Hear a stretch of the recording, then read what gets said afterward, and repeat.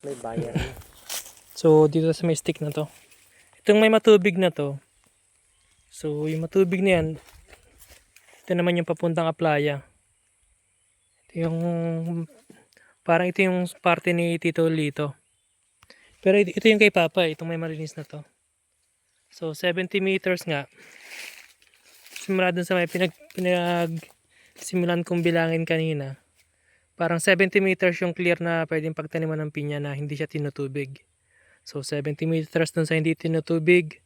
Saka merong 60 meters na mabukan yung tubig. Madaling umapaw yung tubig. Ito yung clear na pwedeng taniman na linisin, putulin itong mga nyog. So clear naman na to. Clear naman na kay Papa. Okay, yan may mga manok. Dito muna tayo magpo-focus sa malinis na to. Kasi ito dito kay Tolito na to eh. So hindi natin alam kung papayag yun. So kung papataniman din to, ipapaputol pa itong mga nyug niya. Lilinisin pa. Tapos yung lupa niya dito ay parang putik. Yung parang ganun sa yung dati siyang tinubigan. Maputik siya. Dito kay Papa, ganun din naman. Kaso kaya pang kanyan. Bungkal-bungkalin ng araro. So pupunta tayo dyan sa kabila ulit. Tara ba, tawid na ulit tayo.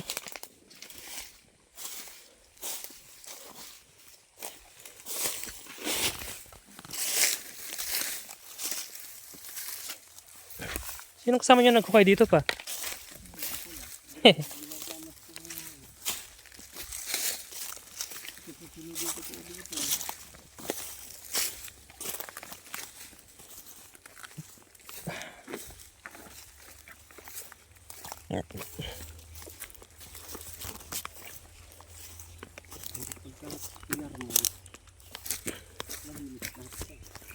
So ito yung kay Papa, itong may kwan na to, nasunog na niya na to. Yan. Yan. So saan ba? Dito pwede na rin to eh. Hindi kinakuha ng tubig. Ito mataas na rito sa tingin ko. Ito nga lang may tubig dito na yan.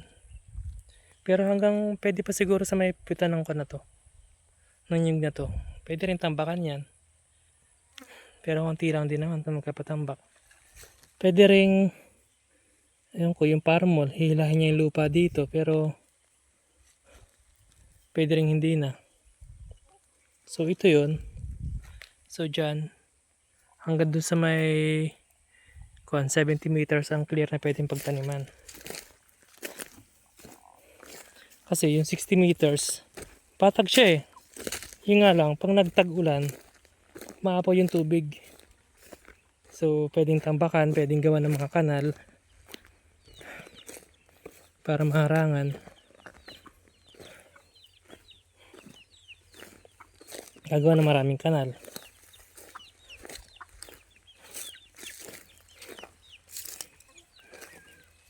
Ito siya. 70 meters. Linis naman na siya eh. Ready na to eh. Ito yung mangga. Ayan. Yan yung mangga dating tambayan. Pag nag-i-ekasin. Yan lang yung mangga na yun. So tubigan na tubigan ito dati. Mismo pinita ko to. Ayan o. Tambayan ni Papa. Mangga.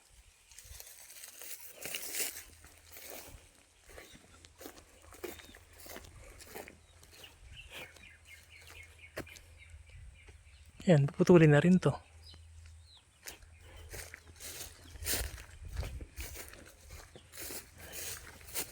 Ito yung dating daan eh. So, sinarado na yan. May bagong daan na dito.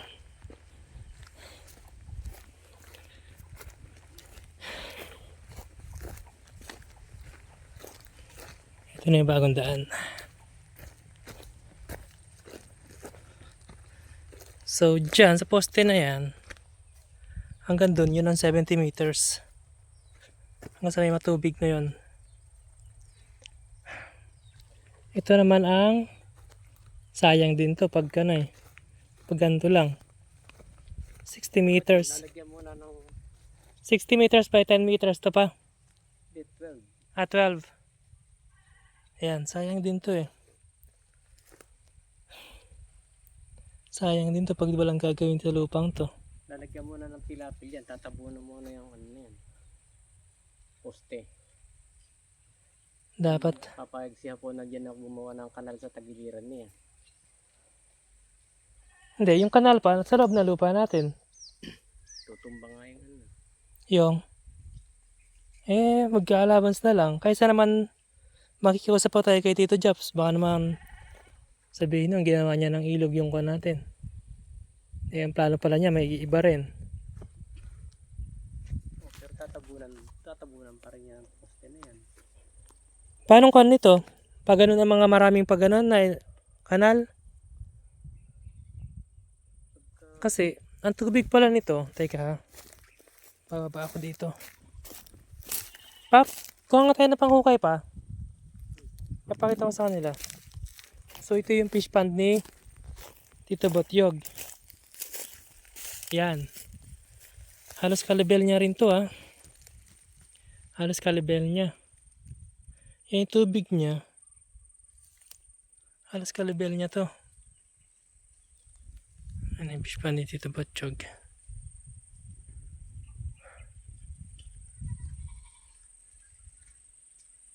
May saging. Ito naman, watchtower.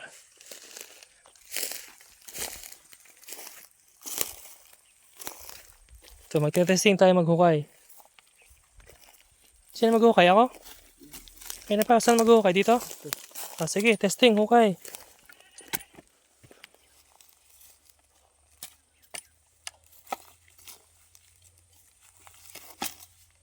Anong ininom nyo pa? Anong ininom nyo pala? Isda. Ba, isda pa kayo dito ha. So ito siya.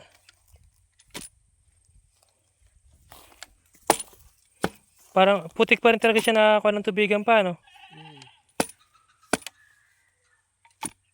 Tambuhan ito nun eh. Tambuan siya. Mas mga hindi na yung hibasan nun. Kami nagtutubigan dito. Kami naggawa ng tubigan dito nun eh. Tambuan. So talaga matubig nga itong lugar na to.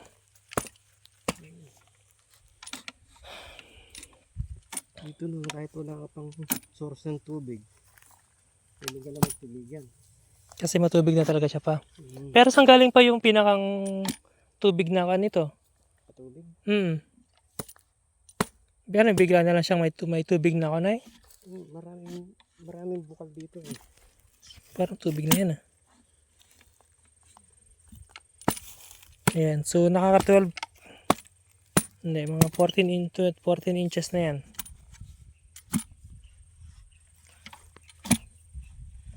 Ito ba, paano hinuhukay nyo ito pa? Nakakailang feet kayo dyan bago magkatubig? Ganito. Ganyan.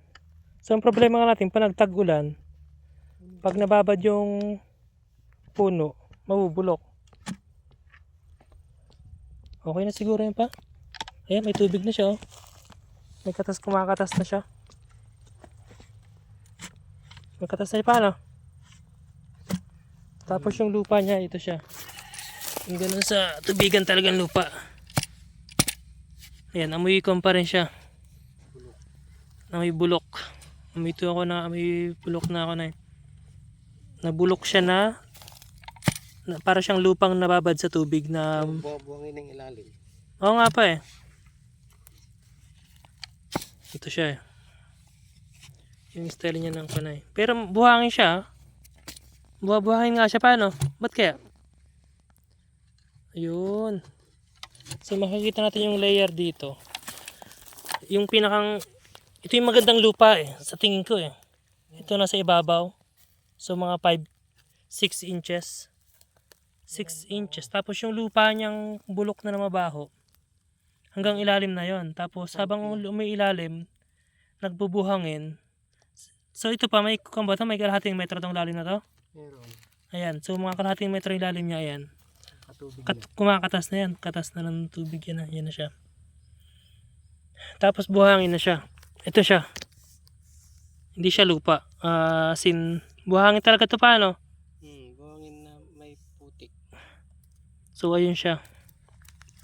Ganun siya. Buhangin. Magkakaroon ng kanal muna. Tingnan mo yung hinukay dito ni Dutton.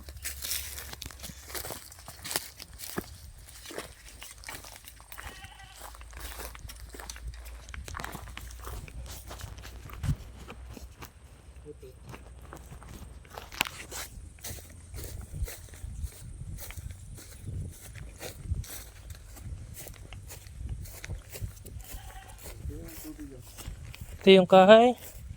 Tito Botchog. O yan. 2 piyan lalim. 2 feet tubig na. Mm.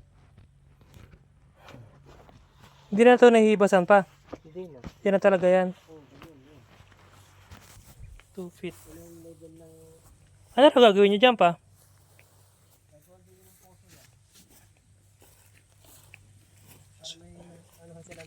Two feet tubig na. Dito yan. Baka para sa yung kay Papa yan, malamang. Baka mas mataas yan ng kaunti. Hindi lang.